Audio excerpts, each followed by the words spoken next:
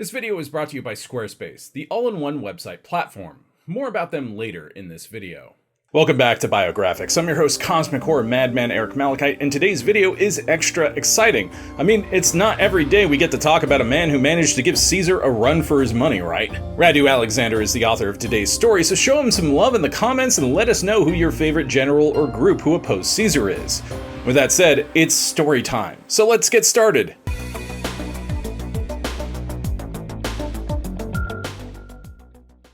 They say that history is written by the victors, and in the case of the Gallic Wars, this is literally true.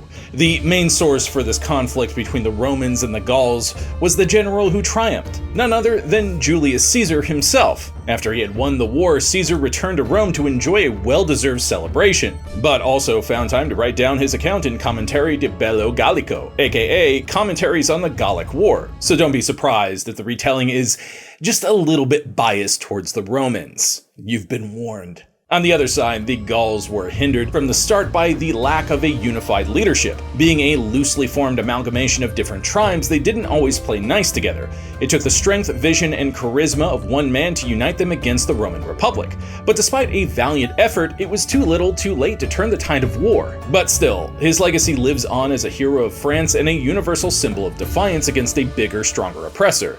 And his name was Vercingetorix.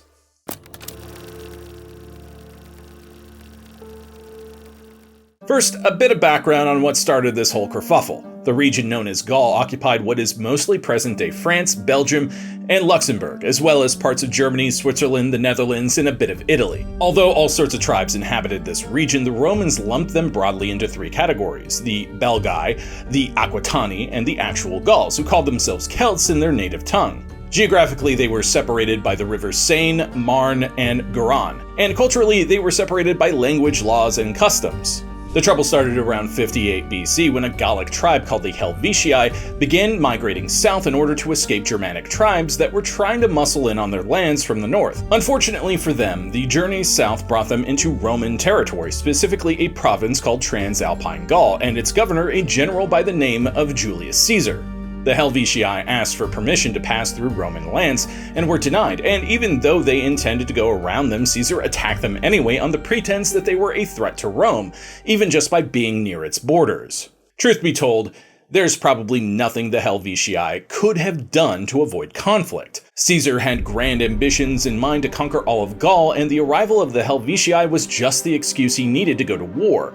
He was one of Rome's hottest rising stars. Thanks to an alliance with Marcus, Crassus, and Pompey known as the First Triumvirate, Caesar had secured for himself no less than 3 governorships at the same time: Transalpine Gaul, Cisalpine Gaul, and Illyricum. Governing even 2 provinces simultaneously was a rare event. He started with 4 legions under his command and used his own money to recruit 2 more. It was clear that he had set his sights high, and he was ready to strike. After Caesar defeated the Helvetii at the Battle of Bibracte, other tribes followed. He was winning, and in 555 BC, he even took the time to cross the channel into England just to have a look-see. It wasn't until 54 BC that Caesar ran into his first stumbling block when a Belgic leader named Ambiorix led a revolt against the Romans. It didn't succeed, but Ambiorix became a national hero for Belgium in a similar way to how Vercingetorix became one for France. Let us know if you would be interested in a bio on him as well. Anyway, although Ambiorix had been defeated, he inflicted heavy casualties on the Romans, so that in 54 BC,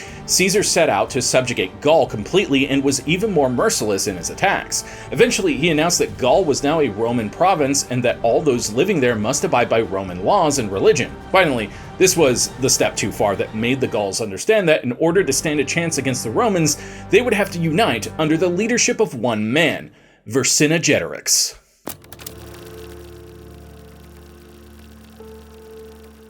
It was the winter of 53 BC. Caesar had to return to Rome to do some Roman stuff, leaving his army to spend the winter in Gaul. Meanwhile, some of the Gallic chiefs took advantage of his absence and had a super secret meeting at the behest of the charismatic leader of the Arverni tribe, Vercingetorix. We'd like to give you some more personal info about him, but there's not a lot available since it was the Romans who wrote about him, and they only bothered once he became a nuisance. All Caesar tells us about Vercingetorix's past is that he was the son of Celtillus, an Avernian youth of supreme influence, whose father had held the chieftainship of all Gaul and consequently, because he aimed at the kingship, had been put to death by his state. Vercingetorix tried to warn everyone that they did not stand a chance against the Romans alone, so they had to fight as one.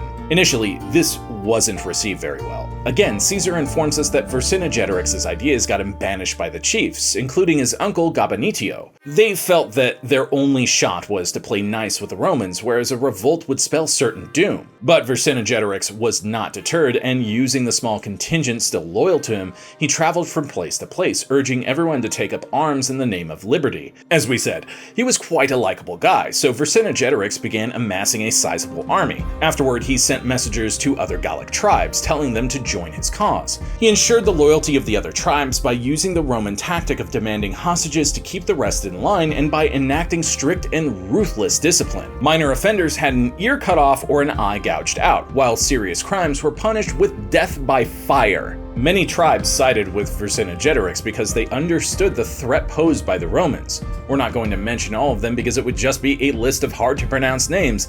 Thank you, Radu. Some of them joined more out of fear and intimidation than willingness, but whatever got the job done, right? Inevitably, word of the Gallic chieftain who was rallying all the tribes under his banner reached Caesar in Rome. It was still winter, and he didn't have access to his main army, but the Roman general had no choice.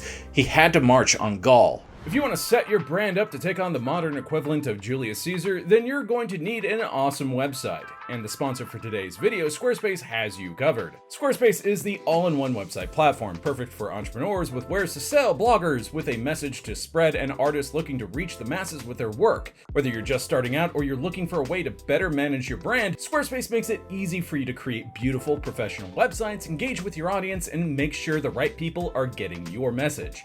Squarespace's Fluid Engine makes it easier than ever for pretty much anyone to dive in and make a beautiful website. Answer a few questions about the goals you'd like to accomplish with your site, choose a template, and get dragging and dropping elements onto your template. And drag and drop technology is included in every Squarespace site. With Squarespace Blueprint and their new AI and SEO tools, you'll be able to create a fully personalized website using this guided design system. Choose from a professionally curated list of layout and design options and build a unique presence from the ground up. And with their SEO tools, you'll have all the tools you need to conquer the algorithm. And best of all, if you're selling stuff on your website, you'll be able to offer a simple yet seamless checkout experience with Squarespace's powerful tools. You'll be able to accept credit cards, PayPal, Apple Pay, and in eligible countries offer customers the option to buy now and pay later with Afterpay and ClearPay. Ready to get started? Check out squarespace.com for a free trial, and when you're ready to launch, go to squarespace.com/biographics to save 10% off your first purchase of a website or domain.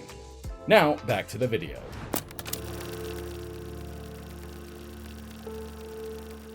Vercingetorix began the war at an advantage. He laid siege on the town of Gergovia belonging to the Boii, a Celtic tribe allied with the Romans. He knew that Caesar needed time to round up his army. Plus, because it was winter, food was scarce, so the Roman leader also required provisions to feed his soldier if he didn't want them to starve to death before the fighting even began. And there was the added benefit of showing the other Gallic tribes that siding with Rome would not keep them safe. Caesar understood his plan of attack and indeed feared that this Arvernian upstart might cause all of Gaul to revolt against him. His answer had to be swift and decisive, but again, as many military leaders learned across history, an army marches on its stomach. Supplies were its biggest concern at the moment, so on the way to Gergovia, Caesar took the time to lay siege on several towns belonging to revolting Gauls to confiscate their provisions. This served the dual purpose of obtaining food, but also ensuring that he wouldn't have to deal with enemy troops attacking from behind. First, there was the Velona Dunum, then the Genabum, and lastly the Novia Dunum. While Caesar was still besieging that last town, word reached Vercingetorix that the Romans were close, so he decided to lift his own siege of Gergovia and meet them head-on. Caesar, however, wasn't yet prepared for a face-off, so he avoided the Gallic army and made his way to Avriacum, the largest and richest settlement in the area. This made Vercingetorix realize that Caesar was wary of a pitched battle, so he reconsidered his strategy. He pivoted to guerrilla warfare, basically intending to starve the Roman army, as Caesar himself admitted. By By every possible means, they must endeavor to prevent the Romans from obtaining forage and supplies. The task was easy because the Gauls had an abundance of horsemen and were assisted by the season of the year. The forage could not be cut. The enemy must of necessity scatter to seek it from the homesteads, and all these detachments could be picked off daily by the horsemen. Vercingetorix went even further and began burning down homesteads and towns belonging to friendly Gauls just so Caesar wouldn't have anything to plunder. Although it's probably an understatement to say this was a drastic decision, he reasoned that the Romans would take them anyway, and at least he didn't slaughter or enslave the people who lived there. The tide turned at Avaricum. Caesar arrived first and laid siege, but this town was well fortified, so it wasn't as easy to conquer as the rest. Vercingetorix arrived later and made camp near Avaricum, but steadfastly refused to engage Caesar in battle despite pleas from other chieftains, because he believed that the terrain was disadvantageous to them and that Romans were on the brink of starvation. It got to the point where Vercingetorix was accused of treason, but he successfully defended himself with a rousing speech and by producing a few Roman hostages who admitted that they were getting ready to lift the siege because they desperately needed food. Vercingetorix concluded his defense by saying, "These are the benefits you have from me, whom you accuse of treachery, by whose effort, without shedding of your own blood, you behold this great victorious army wasted with hunger. While it is I who have seen to it that when it takes shelter in disgraceful flight, no state shall admit within its borders." Fine speech from Vercingetorix and all, but he got a little too cocky. He had a decent chance here to crush Caesar, and he didn't take it. Instead, the Romans eventually managed to subdue Avaricum thanks to their superior knowledge of siege warfare. It took them 25 days, but they built towers tall enough to scale the town walls. Then they waited another couple of days for the opportune time to strike, which came during heavy rain when visibility was reduced and the guards on the wall were less than vigilant. The attack was sudden, violent, and merciless and caught the people inside of Avaricum completely off guard. Nobody was spared. Out of approximately 40,000 people, scarcely 800 managed to flee Avaricum and make it to Vercingetorix's camp. The next day, Vercingetorix had to concede defeat, but he wasn't as broken up about it as you might think. For starters, he initially wanted to burn down Avaricum just like he did other towns, but was persuaded against it by other chieftains. And he reasoned that the Romans did not win by valor in the field, but by a kind of art and skill in assault which the Gauls were unfamiliar with, and that, inevitably, the two sides would have to meet in proper combat, and that's when they'll see who's the boss. Again, these arguments were enough to appease the other Gauls. Even though the Roman army had won the battle and was now well supplied with food, the war was far from over.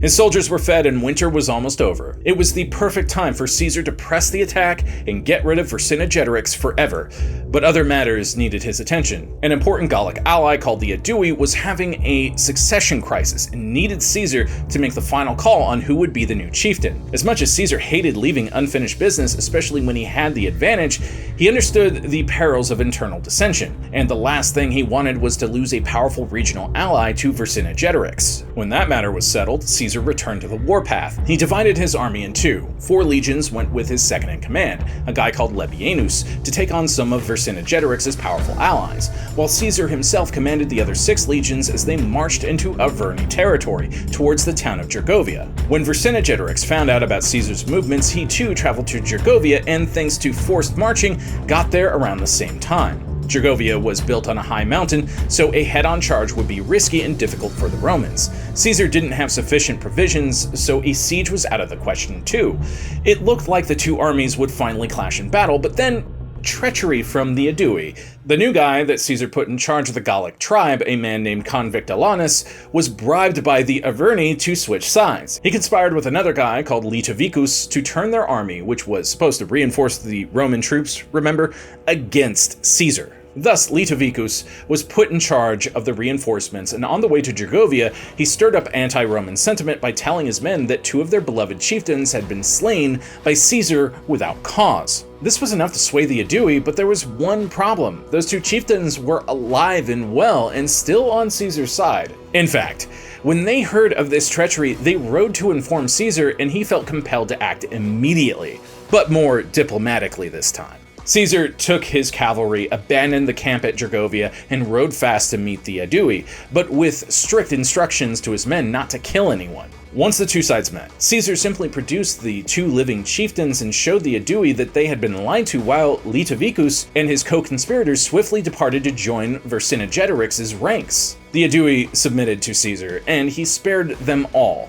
ostensibly out of kindness, but in reality because he needed their soldiers. Things weren't going so well at Gergovia, and the troops he left behind were suffering heavy casualties at the hands of the Gallic army. You would think that Caesar's arrival with reinforcements would turn the tide of war, but it was not to be. Vercingetorix still had a large army at his disposal, and his horsemen were unrivaled when it came to navigating through the rough terrain surrounding Gergovia. Caesar led a direct charge on the town but was repelled, losing 700 soldiers and 46 centurions. He abandoned the camp and left Gergovia. Vercingetorix had won the day.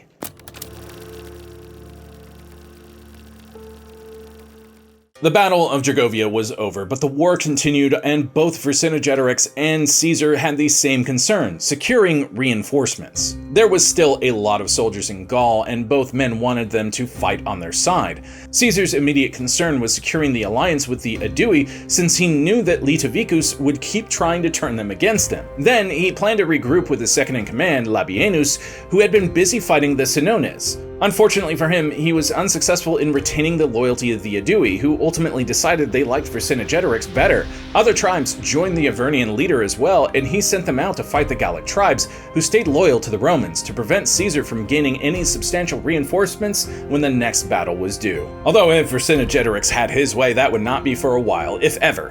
His horsemen were faster, better, stronger riders than the Romans. His army was more mobile, so Vercingetorix could keep the pressure on with the same guerrilla tactics as before, destroying the towns and the harvest before Caesar could get to them and defeating the Roman army through a war of attrition. Caesar, however, saw this coming and sought reinforcements to counter the Gallic cavalry from an unexpected source: the Germanic tribes across the Rhine. But then the plan changed again, as Vercingetorix thought he had found a golden opportunity to defeat Caesar once and for all. He heard reports that the Roman army was marching near the borders of Gaul in Italy. He thought they were fleeing back to Rome, and that one big strike could take them out forever. Unfortunately for him, the Romans were a lot more prepared for a fight than he had anticipated. Vercingetorix attacked with the full might of his army against Caesar's forces, and although both sides suffered heavy losses, the Gauls were defeated. Vercingetorix gave the signal to retreat and headed for the fortified town of Alesia to regroup, where, unbeknownst to him, the final step of the war would take place. Unsurprisingly, Caesar followed him to Alesia, but still hurting from his loss at Gergovia, he had no intention of rushing another charge, so he laid siege, hoping to starve out his enemies in a reversal of roles. But Vercingetorix had an ace up his sleeve, or so he thought. Before Caesar finished building his entrenchments, the Gallic chieftain sent out his horsemen at night to muster all the remaining forces in the area. Reinforcements were on the way, and he wanted to trap the Roman army in a pincer attack. It was a solid plan, but Caesar simply had the superior military mind and anticipated it. He built parallel fortifications on the other side of his army to defend him from a rear attack. Now the question raised was, what would happen first? Would the Gallic reinforcements arrive, or would the people inside Alesia starve to death? It was the latter, as it turned out. The town's food supplies dwindled and some cruel choices were made. Vercingetorix and the Council of Chieftains ruled that everyone who was useless for war due to their health or age should be cast out of Alesia. Basically, all the elders, women, and children were told to leave their own homes to stop being a burden. But of course, the town was surrounded by the enemy army, so the Alesians actually went to the Romans and begged to be taken as slaves and given food. But Caesar steadfastly refused to break his fortifications for anything. So the people of Alesia were stuck in no man's land, slowly starving to death between two armies who didn't want them.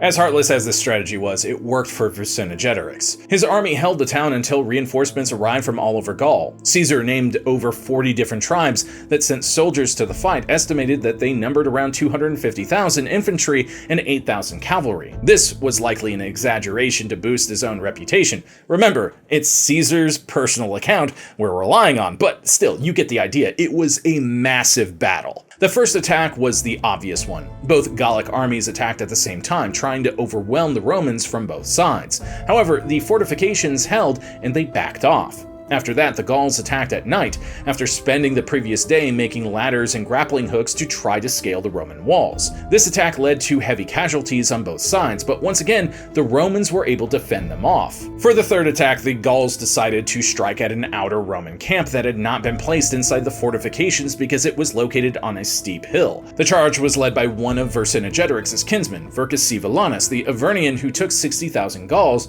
to destroy that camp and prevent it from reinforcing the main Roman army. At the same time, Vercingetorix led another strike against Caesar's fortifications from inside Alesia. This was the fiercest attack of the battle, with both sides giving it their all. For a while, the Gauls had the upper hand, especially the group led by Vercingetorix. However, Caesar gambled that the fortifications of his main army would be strong enough to withstand Vercingetorix's attack, while he dispatched 6 cohorts led by Labienus to reinforce the camp on the hill. Eventually, fearing that his men were beginning to waver, Caesar himself joined the fray, and his presence gave his troops the morale boost needed to push to victory. Many soldiers had been killed, many had been captured, but the Romans had won again. The following day, Vercingetorix was ready to admit defeat. He rode out of Alesia and threw his weapons down before falling to his knees at Caesar's feet. Now, technically, the Gallic Wars lasted another 2 years after this battle, until 50 BC, but that was just cleanup duty. Caesar had won the war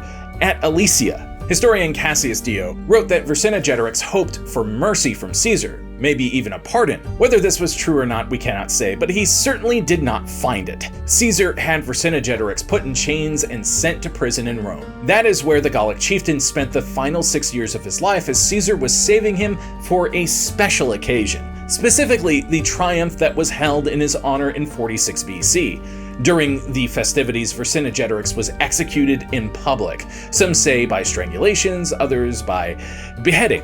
And Julius Caesar was heralded as one of Rome's greatest generals, but as we all know, he had much grander ambitions in mind. I hope you learned something today, and if you enjoyed today's video, be sure to deploy your likes, comment your favorite thing about Roman history, subscribe to the channel if you're not, and share this video with someone who loves learning about Rome and other ancient peoples. I'm Eric Malachite, and I'll see you next time, Space Cowboy.